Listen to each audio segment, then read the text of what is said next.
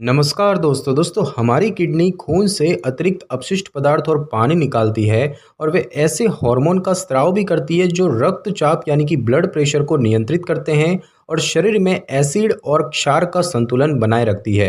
जब किडनी ठीक तरह से कार्य नहीं करती है तो शरीर में अपशिष्ट पदार्थों का जमाव हो सकता है जो कि हानिकारक है।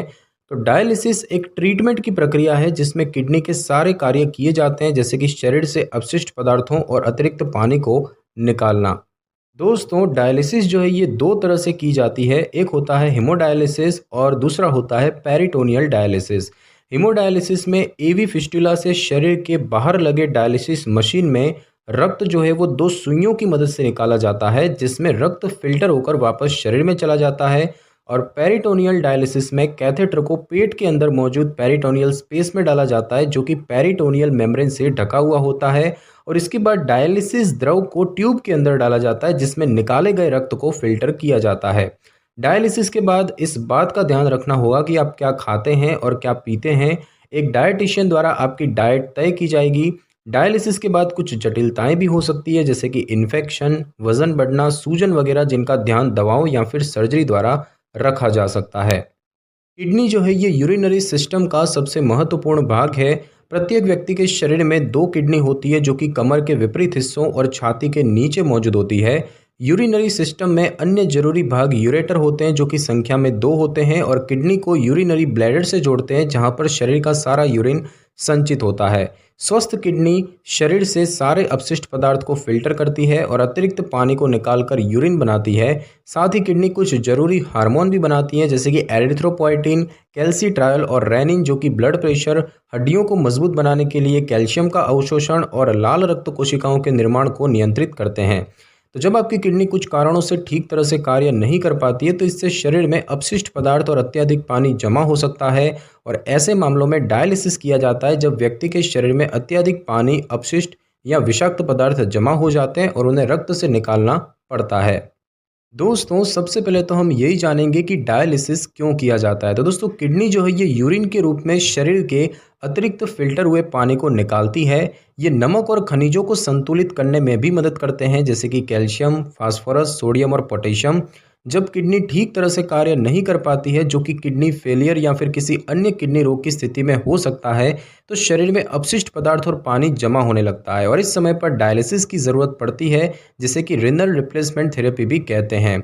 रीनल फेलियर के कारण रक्त जो है वो फिल्टर नहीं हो पाता है, जिससे कि गंभीर स्वास्थ्य समस्याएं हो सकती हैं, जैसे कि एनीमिया, दिल के रोग, हाई ब्लड प्रेशर और खनिज के अवशोषण की प्रक्रिया खराब होने के कारण हड्डियां भी प्रभावित हो सकती है। किडनी रोग जो है ये अलग अलग तरह के हो सकते हैं, जैसे कि एक्यूट जो कि तीव्रता से होते हैं और क्रॉनिक जो कि लंबे समय तक रहते हैं, जिनका यदि इलाज नहीं किया जाए तो उनसे किडनी फेलियर भी हो सकता है। डायलिसिस की मदद से किडनी फेल होने से बचाई जा सकती है। एक्यूट किडनी रोगों के ट्रीटमेंट के बाद किडनी जो है वो वापस सामान्य हो सकती है और एक बार जब ये हो जाता है तो डायलिसिस को बंद किया जा सकता है। हालांकि अंतिम अवस्था और क्रॉनिक किडनी रोगों में व्यक्ति के ठीक होने की संभावना कम होती है और केवल डायलिसिस ही अंतिम उपाय बचता है। और अब हम दोस्तों जानेंगे कि डायलिसिस होने से पहले क्या क्या तैयारियां की जाती है। तो दोस्तों डायलिसिस शुरू होने से पहले सर्जन द्वारा एक छोटी सर्जरी की जाती है, जो कि इस बात पर निर्भर करती है कि मरीज को कौन से प्रकार से डायलिसिस दिया जाएगा। तो डायलिसिस जो है ये दो तरह का होता है, एक होता है हेमोडायलिसिस। इसमें एवी फिस्टुला सर्जरी के द्वारा बनाया जाता है। एवी फिस्टुला एक जोड़ होता है जहाँ पर धमनी और नस मिलती है। और उसके बाद बात की जाए पेरिटोनियल डायलिसिस की, तो इसमें पेट के अंगों और पेट की दीवार को ढकने वाली मेम्ब्रेन के बीच में सर्जरी द्वारा एक स्पेस बनाया जाता है और उसमें कैथेटर को लगाया जाता है। साथ ही साथ दोस्तों सर्जरी करवाने से पहले आपको कुछ टेस्ट करवाने के लिए कहा जाएगा, जैसे कि सर्जरी से पहले किए जाने वाले टेस्ट। इनमें x ray, electrocardiogram, magnetic resonance imaging, complete blood count, urine test और किडनी से जुड़े अन्य टेस्ट वगैरह शामिल है। HIV टेस्ट, हेपेटाइटिस C टेस्ट की सलाह भी डॉक्टर द्वारा दी जा सकती है। और सर्जरी से पहले एनेस्थेशिया की जांच की जाती है। शून्य करने की दवा का चुनाव सर्जरी के प्रकार पर निर्भर करता है। शून्य करने की दवा सर्जरी से पहले दी जाती है ताकि मरीज को सर्जरी के दौरान दर्द महसूस ना हो। और आपको सर्जरी से 6 से 12 घंटे पहले भूखे रहने को कहा जा सकता है, क्योंकि सर्जरी के दौरान भोजन जो है वो वापस से भोजन नली में आ सकता है। साथ ही साथ दोस्तों सर्जरी से पहले कुछ बातें होती है जो आपको जान लेनी चाहिए, जैसे कि आपको डायलिसिस से पहले होने वाली सर्जरी के बारे में डॉक्टर से बातचीत कर लेनी चाहिए। डॉक्टर आपको इससे जुड़े खतरे और जटिलताओं के बारे में बता देंगे। आपको ये भी बताया जाएगा कि सर्जरी किस तरह डायलिसिस के ट्रीटमेंट में मदद करेगी। डॉक्टर को अपने स्वास्थ्य स्थिति के बारे में पूरी जानकारी दें। यदि आप हाल ही में कोई दवाएं ले रहे हैं तो इसके बारे में डॉक्टर को बताएं, विशेषकर अगर आप रक्त को पतला करने वाली दवाएं ले रहे हैं। अगर आपने पहले कोई सर्जरी करवाई है जैसे कि सी सेक्शन सर्जरी, तो इसके बारे में भी डॉक्टर को सूचित करें। साथ ही साथ यदि आप शराब पीते हैं, तंबाकू खाते हैं, तो इसके बारे में भी डॉक्टर को बता दें। जो भी दवाएं डॉक्टर ने सर्जरी से पहले लेने के लिए कहा है उन्हें नियमित रूप से लेते रहें, जैसे कि पेट में अतिरिक्त एसिड उत्पादन के प्रभावों को बेअसर करने के लिए एंटासिड दवाएं, इन्फेक्शन को नियंत्रित करने के लिए और इन्फेक्शन से बचने के लिए एंटीबायोटिक्स, और सर्जरी से पहले दर्द को कम करने के लिए पेन किलर।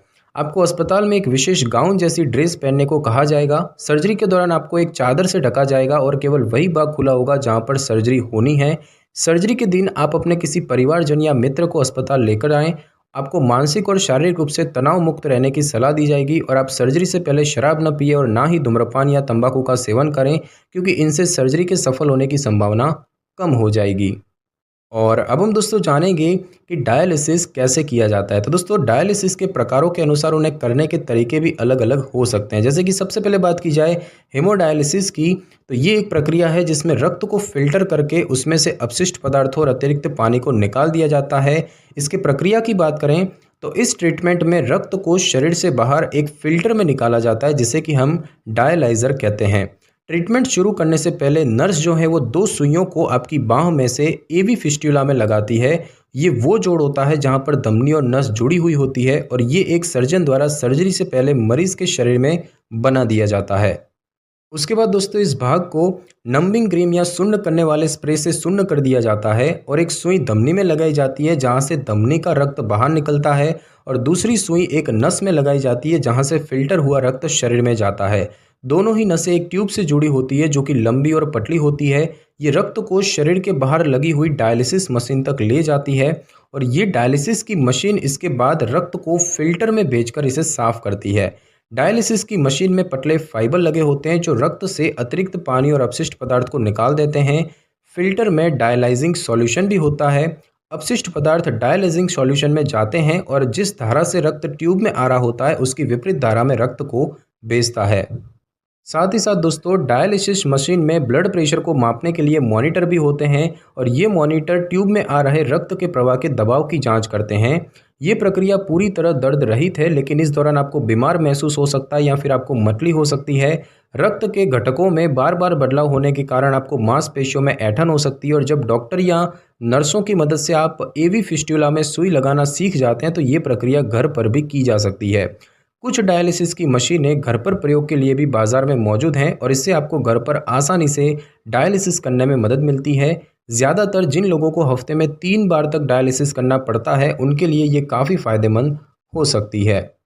और उसके बाद दोस्तों बात की जाए पेरिटोनियल डायलिसिस की, तो ये एक ऐसा ट्रीटमेंट है जिसके द्वारा विषाक्त पदार्थ और अतिरिक्त पानी को हटाकर रक्त को फिल्टर किया जाता है और इस प्रकार के डायलिसिस में रक्त को शरीर के अंदर फिल्टर किया जाता है जिसमें रक्त को पेरिटोनियम नामक प्राकृतिक झिल्ली में से निकाला जाता है। पेरिटोनियम आंतरिक पेट की दीवार के बीच की जगह को रेखाबद्ध करता है और पेट में विभिन्न अंगों को कवर करता है जैसे कि लीवर, प्लीहा और आंत।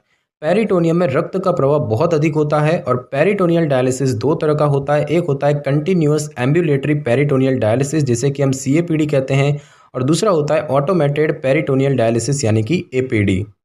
दोस्तों बात की जाए कि पेरिटोनियल डायलिसिस से पहले क्या तैयारियां की जाती है, तो पेरिटोनियल परत द्वारा ढके हुए भाग में 0.5 सेंटीमीटर लंबी एक पतली और चौड़ी ट्यूब जिसे कैथेटर भी कहते हैं वो डाली जाएगी और इस पतली ट्यूब का एक भाग शरीर के बाहर ही रखा जाता है जिसे 2 अलग बैग से जोड़ा जाता है।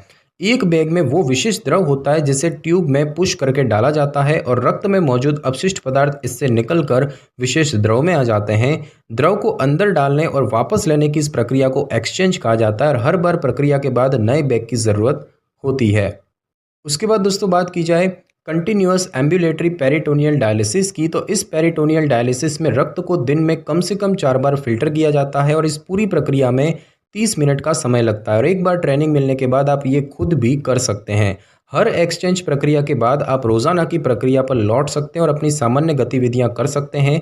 दिन में अलग अलग समय में आप 4 बार ये प्रक्रिया दोहरा सकते हैं, जैसे कि एक सुबह, दोपहर में, शाम को और आखिरी रात में। प्रत्येक एक्सचेंज के बाद बैग को हटाना होगा और ट्यूब को ठीक तरह से सील करना होगा।